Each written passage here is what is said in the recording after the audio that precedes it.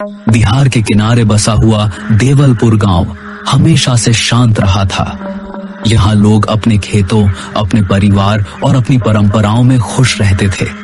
लेकिन पिछले कुछ हफ्तों से गांव की शांति टूटने लगी थी। रात होते ही माहौल में एक अजीब सी दहशत फैल जाती और इन सब चीजों ने गांव वालों को बेचैन कर दिया था। गांव के चौपाल पर कुछ बुजुर्ग बैठे थे, बाबा शंभूदा, धनराज, नरेश और छोटे लाल। पिछली रात फिर वही आवाजें सुनी है मैंने। ऐसा लग रहा था जैसे कोई रो रहा हो। मैंने भी सुना है, पर यह समझ नहीं आ रहा कि आखिर ये सब हो क्या रहा है। गांव में ऐसी चीजें पहले कभी नहीं हुई। लगता है हमारे गांव को किसी की नजर लग गई है, वरना ऐसे पहले कभी नहीं हुआ। गांव का ही आदमी गिरधारी, जो बढ़ई का काम करता था, कुछ दिनों से अजीब हरकतें कर रहा था। वो अक्सर रात को घर के बाहर बैठा हवा से बातें करता रहता। उसकी पत्नी कमला घबरा कर मुखिया के घर तक मदद लेने गई थी। मुखिया जी, गिरधारी को कुछ हो गया है। रात रात भर घर से बाहर निकल जाता है, किसी को देखता ही नहीं, जैसे कोई उसे बुला रहा हो। चिंता मत कर बेटी, मैं 2-4 आदमी भेजता हूँ। 2 आदमी गए, लेकिन गिरधारी की हालत देखकर सब हिल गए। गिरधारी की आंखें लाल थीं, हाथ कांप रहे थे। वो बार बार एक ही शब्द बड़बड़ा रहा था, वो आ गया, वो आ गया, वो मुझे लेने आया है। सब डर गए। दूसरे दिन सुबह लोगों ने सुना गिरधारी पागल हो गया है। गांव का चरवाहा चंदन जी अचानक खेतों में मरा पाया गया। उसके शरीर पर किसी जंगली जानवर के निशान नहीं थे, बल्कि ऐसा लगता था जैसे किसी राक्षस ने शरीर को खाने की कोशिश की हो। गांव भर में हड़कंप मच गया। ये क्या हो रहा है? क्या कोई नया जानवर गांव में आ गया, या ये कुछ और है? अब गांव में रोज कुछ ना कुछ गलत होने लगा। किसी के घर की छत पर रात में पैर चलने की आवाजें, किसी के आंगन में अजीब काले धब्बे। एक दिन मंदिर के पुजारी दीनानाथ ने गांव वालों से कहा, ये कोई साधारण बात नहीं, कुछ बड़ा हो रहा है। आज तक ऐसी घटना कभी नहीं हुई। धीरे धीरे गांव का माहौल खौफनाक होता चला गया। रात में घरों से बाहर निकलना लगभग बंद हो गया था। सब एक दूसरे को चेतावनी देते, सूरज ढलने से पहले घर पहुंच जाना। लेकिन सवाल वही था, ये सब क्यों हो रहा है? गांव वाले सोच रहे थे कि ये सब कब खत्म होगा। उन्हें नहीं पता था कि असली डर अभी सामने आना बाकी है। गांव में लगातार हो रही रहस्यमयी घटनाओं से लोग पहले ही डरे हुए थे, लेकिन असली खौफ तब फैला जब गांव के 2 आदमी, मुन्ना और करण, एक ऐसी चीज से टकराए जिसकी कल्पना उन्होंने सपने में भी नहीं की थी। ये मुलाकात ना सिर्फ उनकी जिंदगी बदलने वाली थी, बल्कि पूरे गांव पर आने वाले तूफान का पहला संकेत भी थी। शाम ढल चुकी थी। मुन्ना और कुण लकड़ी काटने के बाद घर लौट रहे थे। मुन्ना, तूने सुना?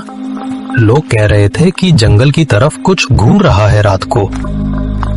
ओए पागल, अगर हम हर बात पर विश्वास कर लें तो घर से निकलेंगे ही नहीं। फिर भी माहौल कुछ ठीक नहीं लग रहा। देख, हवा भी कैसी भारी हो गई है। दोनों धीरे धीरे जंगल के घने हिस्से की तरफ बढ़े। जंगल में एक अजीब सी गंध फैली हुई थी। अचानक दोनों ने देखा, सामने एक पेड़ के नीचे कोई बैठा था। लंबे बिखरे बाल, आंखों में गुस्सा। मुन्ना, वो क्या है? लगता है कोई बाबा है। दोनों कदम रोक कर खड़े हो गए। अघोरी धीरे धीरे अपना सिर उठाता है और कहता है, आ ही गए, मैं तुम्हारा ही इंतजार कर रहा था। आप हमें जानते हो? तुम्हें भी और इस गांव को भी जानता हूँ। बहुत पुराने पाप दबे पड़े हैं यहाँ, और जब पाप सड़ने लगते हैं तो धरती चीखती है। आप किस पाप की बात कर रहे हो बाबा? अघोरी ने जमीन पर उंगलियां फेरी और एक मंत्र बड़बड़ाने लगा। मिट्टी हल्की सी हिलने लगी। तुम लोगों के गांव पर एक काला साया मंडरा रहा है, जो आने वाली रातों में और गहरा होगा। बाबा, ये जो लोग पागल हो रहे हैं, गायब हो रहे हैं, क्या ये उसी का असर है? ये तो बस शुरुआत है, असली तूफान अभी आना बाकी है। बाबा, आप गांव के पास क्यों आए हो? क्या आप हमारी मदद करने आए हो? अघोरी अचानक खामोश हो गया। उसने अपनी आंखें बंद की, फिर धीरे धीरे बोला, मैं किसी की मदद करने नहीं आया, मैं तो सिर्फ इंसाफ लेने आया हूँ। यह सुनकर दोनों के पैरों तले जमीन खिसक गई। किस बात का इंसाफ?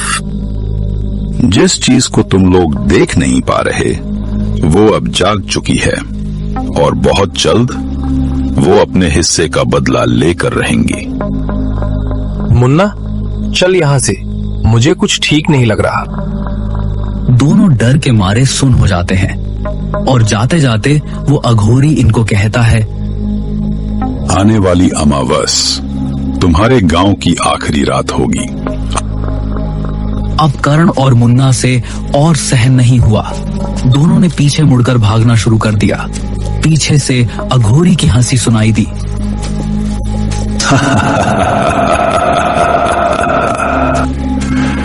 भाग जा, पर याद रख, उस रात कोई भी नहीं बचेगा।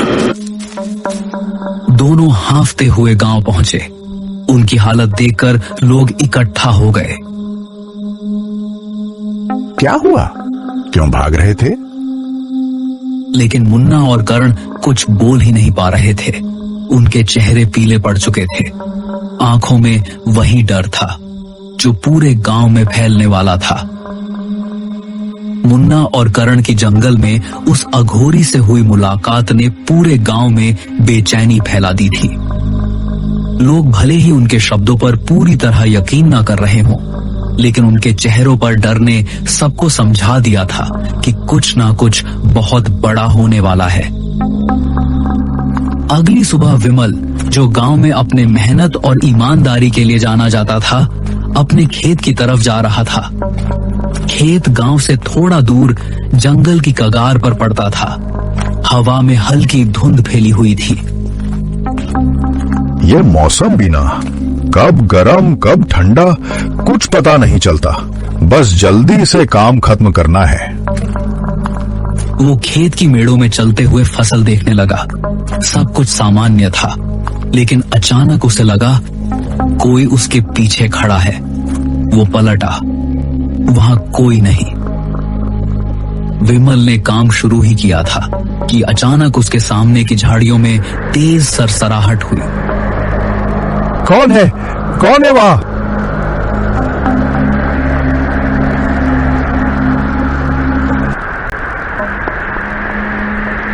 लेकिन खेत दूर था। आवाज किसी तक नहीं पहुंची। राक्षस ने उसे जमीन से कई फीट ऊपर उठा लिया।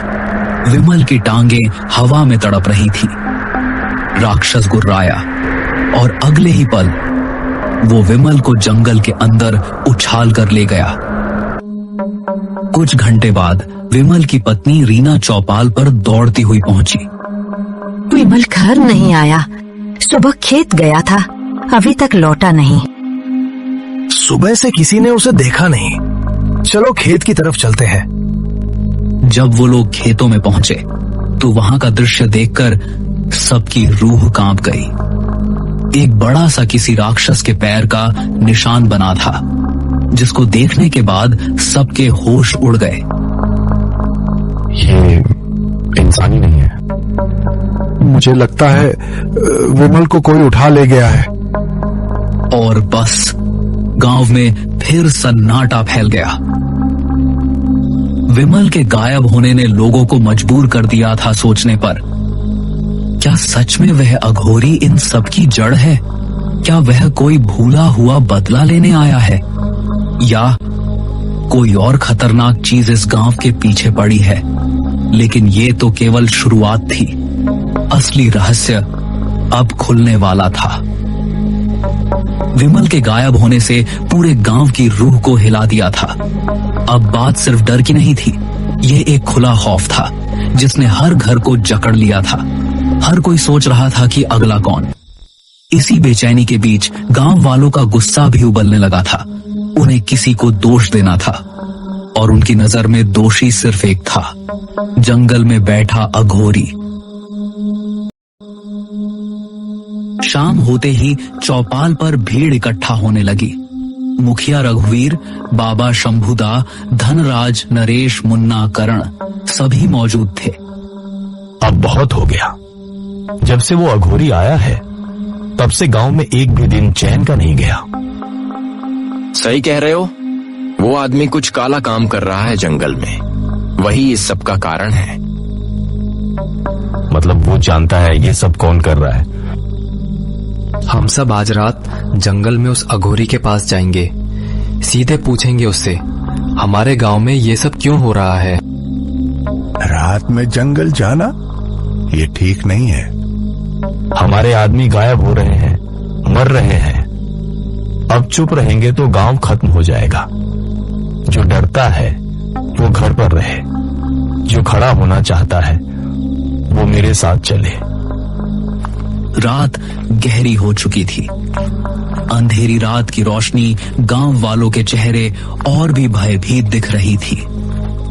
जंगल में कदम रखते ही माहौल भारी हो गया, मानो किसी अदृश्य चीज ने उन्हें देखना शुरू कर दिया हो। वो लोग एक जगह रुक गए। वहां अघोरी शांत बैठा था, जैसे उन्हें पहले से पता था कि वे आने वाले हैं। ओ अघोरी, उठ। हमारे गांव में ये सब क्या हो रहा है? क्यों लोग गायब हो रही हैं? क्यों मौतें हो रही हैं? क्योंकि तुम्हारा गांव अपने पुराने पापों की सजा भुगत रहा है। कौन सा पाप? क्या बकवास है ये? बकवास? तो सुनो, आज से 15 साल पहले का सच। 15 साल पहले मेरी एक बेटी थी, ललिता। मेरे जीवन की एकमात्र खुशी। उसे प्यार हो गया था तुम्हारे मुखिया के बेटे से, लेकिन मैं नीची जाति का था। तुम सबने क्या किया था याद है? तुमने मेरी बेटी को गांव के बीचों बीच लाठियों से पीट पीट कर मार डाला, फिर उसे पेट्रोल डालकर जला दिया। ये झूठ है। झूठ नहीं, मेरी आंखों के सामने मेरी बेटी जलती रही और तुम सब तमाशा देखते रहे। गांव वाले सन्न रह गए। किसी के मुंह से आवाज तक नहीं निकली। मैं अपनी बेटी की राख लेकर 15 साल हिमालय में साधना करता रहा। मैंने प्रण लिया था कि अमावस की रात मैं इस गांव का अंत कर दूंगा। क्या मतलब? मतलब ये कि अगली अमावस तुम सबकी आखिरी रात होगी। जंगल की हवा अचानक तेज हो गई। लालटेनों की लौ कांपने लगी और अगले ही पल अघोरी गायब, जैसे हवा में घुल गया हो। अघोरी द्वारा खोला गया 15 साल पुराना सच गांव वालों की रूह तक हिला चुका था। जिस लड़की को उन्होंने गैर जाति में प्यार के कारण जिंदा जला दिया था, वह अब एक अधूरी आत्मा बनकर लौट आई थी और उसके पिता बदला लेने की प्रतिज्ञा कर चुके थे। अमावस बस 2 दिन दूर थी। गांव का माहौल अब डर नहीं बल्कि मौत की आहट सा हो चुका था। गांव वाले सोच रहे थे अब किससे मदद मांगी जाए। हमने बहुत बड़ा पाप किया था, पर अब क्या करें? वो अघोरी बोल चुका है कि अमावस की रात वो पूरा गांव खत्म कर देगा। जिसके सामने जंगल कांपता है उसे कौन रोक सकता है? हमें किसी बड़े पंडित के पास जाना चाहिए। कोई तो होगा जो उसे रोक सके। लेकिन कौन? हमारे आसपास ऐसा कोई नहीं। एक आदमी है जंगल से 10 कोस दूर पहाड़ी पर, सिद्ध पुरुष पंडित विष्णुदेव। लोग कहते हैं कि उन्होंने कई बार ऐसी शक्तियों को वश में किया है। सभी ने एक दूसरे की तरफ देखा और फिर एक ही फैसला हुआ, उसी के पास जाना होगा। अगली सुबह मुखिया और मुन्ना मिलकर पंडित विष्णुदेव के आश्रम पहुंचे। वहां हवा हल्की मगर शक्तिशाली थी, जैसे कोई सुरक्षा कवच। पंडित एक बड़े नीम के पेड़ के नीचे बैठकर जप कर रहे थे। पंडित जी, हमारी मदद कीजिए। हमारे गांव पर बहुत बड़ा संकट आ गया है। मुझे पता है, जिस अघोरी की बात तुम कर रहे हो वह साधारण मनुष्य नहीं रहा। उसने बदले की आग में ऐसी शक्तियां पाली हैं जो सामान्य मनुष्य को चूर चूर कर सकती हैं। तो क्या आप उसे रोक सकेंगे? रोक सकता हूं, पर पहले तुम सच बताओ, उसकी बेटी के साथ क्या हुआ था? मुखिया ने सिर झुका लिया और पहली बार गांव का पाप स्वीकार किया। ये कहानी सुनकर पंडित की आंखों में क्रोध आ गया। तुम सबने बहुत भारी पाप किया है, महिलाओं पर, मासूमों पर अत्याचार। उसकी कीमत तो चुकानी पड़ेगी, लेकिन फिर भी मासूम और निर्दोष लोग बचने चाहिए। मैं तुम्हारी मदद करूंगा। अमावस की शाम आ गई थी। पंडित विष्णुदेव ने गांव के बीचों बीच एक विशाल यज्ञ मंडल बनवाया। पूरे गांव के लोग कांपते हुए आसपास खड़े थे। जब तक यह यज्ञ चलता रहेगा, अघोरी यहाँ प्रवेश नहीं कर सकेगा। पर अगर तुम में से किसी ने डर कर मंडल तोड़ दिया तो समझ लेना, अंत निश्चित है। रात गहराती गई, अग्नि तेज जलने लगी, मंत्रों की आवाज भारी होती गई। अचानक तेज गर्जना, जैसे पूरा जंगल हिल गया हो। तो तुम लोग अपनी मौत से बचने की कोशिश कर रहे हो।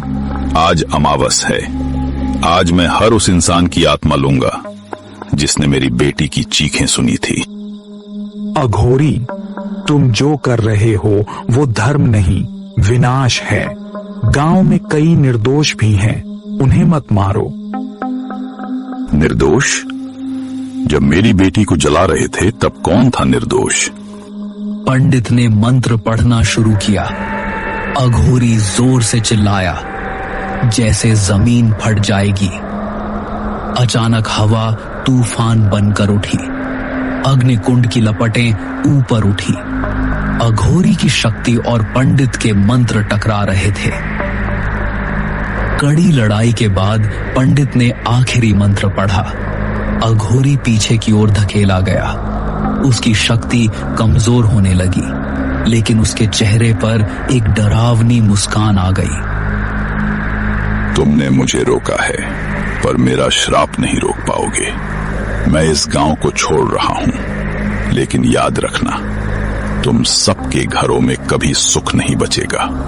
तुम्हारी पीढ़ियां रोएंगी और मेरी बेटी की अधूरी आत्मा कभी चैन से नहीं सोएगी।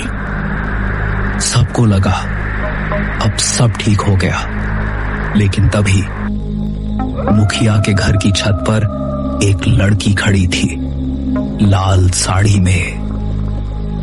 वो अघोरी की बेटी थी। उसने धीमे से मुस्कुराकर कहा, अब मेरी बारी है। और अगले ही क्षण पूरी रात अंधेरे में डूब गई। गांव में चीखों की गूंज फैल गई और इसी रहस्य के साथ कहानी यहीं खत्म हो जाती है।